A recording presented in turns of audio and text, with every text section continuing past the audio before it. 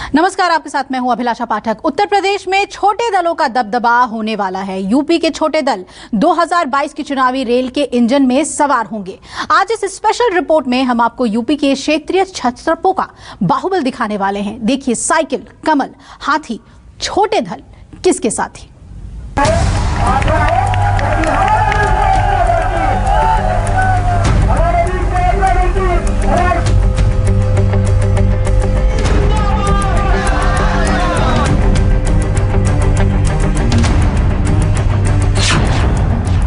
Cycle, कमल, हाथी, छोटे दल किसके साथी। भारतीय जनता पार्टी के अखिलेश यादव जी, जितने क्षेत्रीय पार्टियां हैं, छोटी छोटी पार्टियां जिसको कहते हैं लोग, इन सबको साथ मिला लें तो फिर भारतीय जनता पार्टी का खाता नहीं खुलेगा उत्तर प्रदेश में। 2020 की चुनावी बिसात यूपी के क्षत्रप किसके साथ। हमारा गठबंधन प्रदेश की जनता को बहुत भाया है और उन्होंने भरपूर समर्थन इसको दिया है और आने वाले चुनाव में भी मुझे पूरी उम्मीद है कि जनता का हमें भरपूर आशीर्वाद मिलेगा। छोटे दल बड़ा खेल, कैसे चलेगी लखनऊ मेल।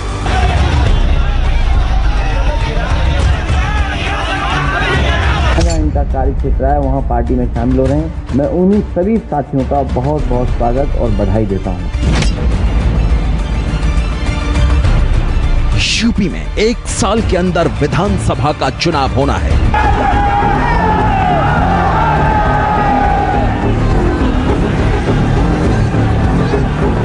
यूपी के बड़े बड़े दल छोटे दलों के साथ गठबंधन के लिए बेचैन हैं। सुहेल देव भारतीय समाज पार्टी के ओम प्रकाश राजभर ने साफ कर दिया कि वो अखिलेश के साथ जा रहे हैं और सिर्फ खुद ही नहीं जा रहे, अखिलेश के चाचा शिवपाल यादव को भी ले जा रहे हैं। जाने से पहले शिवपाल यादव जी हमसे पूछ के जाएंगे, क्योंकि हमारी उनकी जो बात है कि कहीं भी चला जाएगा तो बातचीत करके ही हम लोग चलेंगे। समाजवादी पार्टी ही एक ऐसी पार्टी है जो भारतीय जनता पार्टी को शिकस्त दे सकती है। बस सिर्फ इतना है कि अखिलेश यादव जी, जितने क्षेत्रीय पार्टियां हैं, छोटी छोटी पार्टियां जिसको कहते हैं लोग, इन सबको साथ मिला लें तो फिर भारतीय जनता पार्टी का खाता नहीं खुलेगा उत्तर प्रदेश में। ओम प्रकाश राजभर अखिलेश के साथ मिलकर चुनाव लड़ना चाहते हैं। ऐलान कर दिया कि अगर अखिलेश पहल नहीं करेंगे तो वो अपनी ओर से 27 अक्टूबर को गठबंधन का प्रस्ताव रख देंगे। लेकिन राजभर के इस बयान के सिर्फ एक दिन पहले अखिलेश यादव महान केशव देव मौर्य के साथ दिखे। अखिलेश ने महान दल के मुखिया को असली केशव मौर्य बता दिया। केसर नाम किसका है बाबा? यूपी के बिजनौर, संभल, मुरादाबाद, सहारनपुर, मुजफ्फरनगर, हाथरस, कासगंज, एटा, बदायूं, बरेली, हरदोई और कुछ हद तक आगरा में भी महान दल के वोटर हैं। यूपी चुनाव से पहले छोटे दलों की बड़ी अहमियत इसलिए हो गई है क्योंकि भले ही ये छोटे दल अब तक कोई बड़ा कमाल नहीं दिखा सके, लेकिन कई सीटों पर क्षेत्रीयता और जातिगत आंकड़ों के आधार पर ये दल जीत हार का समीकरण तय कर सकते हैं। अब यूपी विधानसभा की मौजूदा स्थिति देखिए।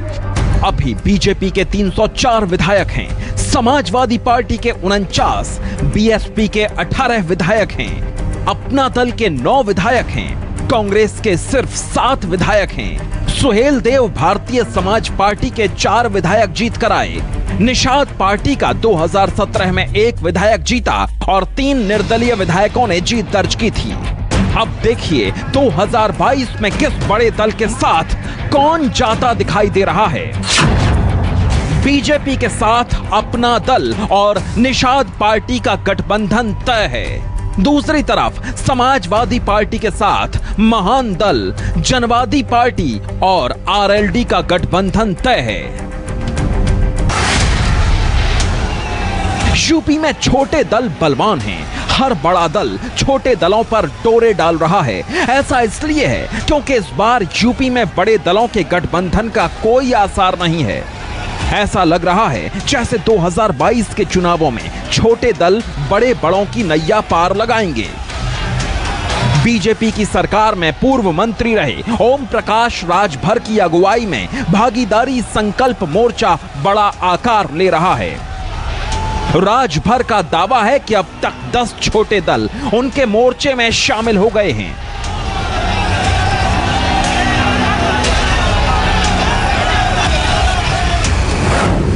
सुहेल देव भारतीय समाज पार्टी के राष्ट्रीय अध्यक्ष ओम प्रकाश राजभर के नेतृत्व में बाबू सिंह कुशवाहा की जनाधिकार पार्टी, अनिल सिंह चौहान की जनता क्रांति पार्टी, बाबू राम पाल की राष्ट्र उदय पार्टी और प्रेमचंद्र प्रजापति की राष्ट्रीय उपेक्षित समाज पार्टी ने भागीदारी संकल्प मोर्चा के नाम से नया गठबंधन तैयार किया है। इसे यूपी की पिछड़ी जातियों के नेताओं का गठबंधन कहा जा रहा है। वैसे तो यूपी में 2% के आसपास राजभर आबादी है, लेकिन पूर्वी उत्तर प्रदेश में राजभर समुदाय की आबादी करीब 18% है। इसलिए पूर्वांचल में राजभर वोट काफी अहम माना जाता है। दर्जनों सीटों पर यह हार जीत में बड़ा फैक्टर है।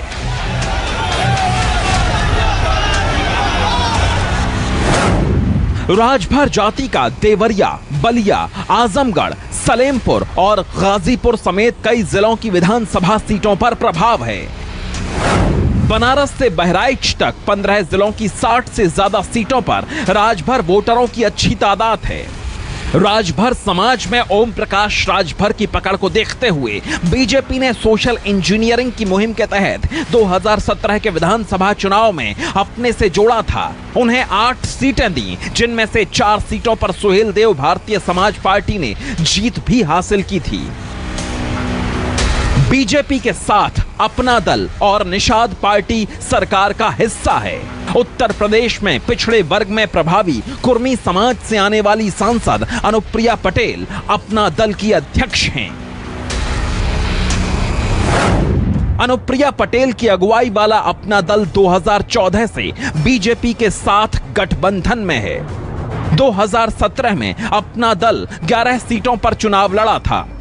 यूपी में अपना दल के 9 विधायक और 2 सांसद हैं। पूर्वांचल के कम से कम 16 जिलों में 8 से 12% तक कुर्मी वोटर राजनीतिक समीकरण बदलने की हैसियत रखते हैं। 2019 के लोकसभा चुनाव से निषाद पार्टी बीजेपी के साथ गठबंधन में है। संजय निषाद पार्टी के अध्यक्ष हैं। निषाद वोटरों पर उनकी पकड़ है, इसलिए वो बीजेपी से बार्गेनिंग की स्थिति में हैं। इस असर को यूपी के नक्शे पर समझिए। निषाद पार्टी का असर गोरखपुर, संत कबीर नगर, भदोही, जौनपुर, अंबेडकर नगर, प्रयागराज और बस्ती में है, क्योंकि यहां निषाद वोट प्रभावी हैं।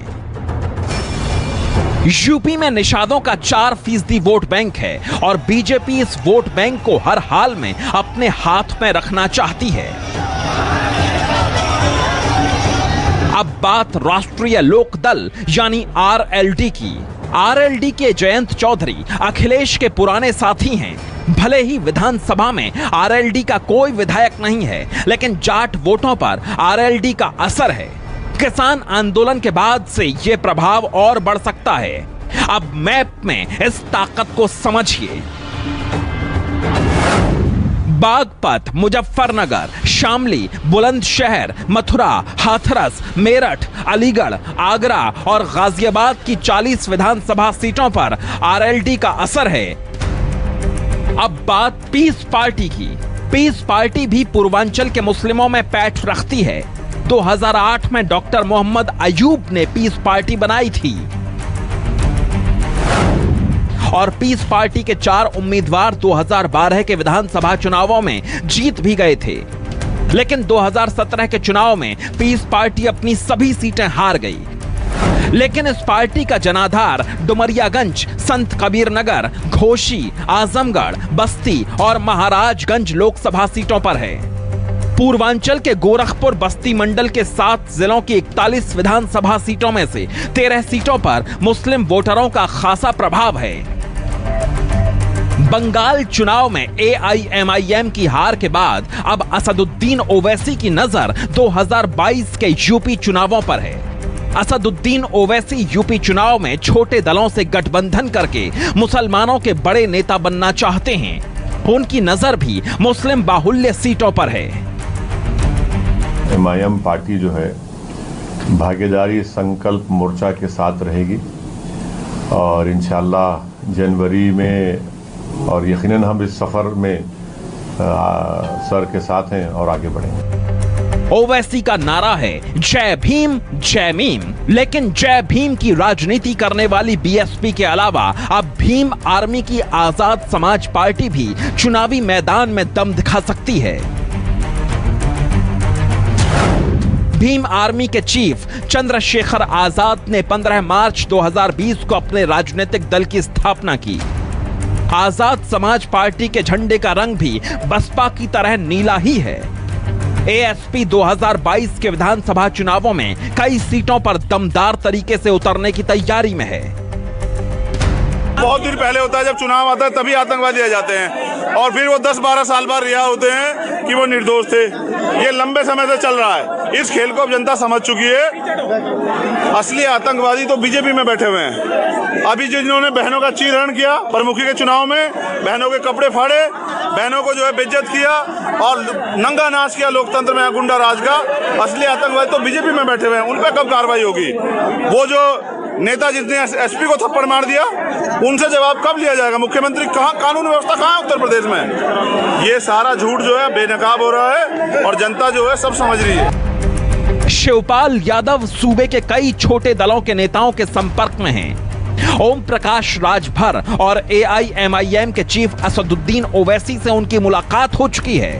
कुल मिलाकर छोटे दलों को यूपी में बड़ी उम्मीद है। Bureau report, news 24।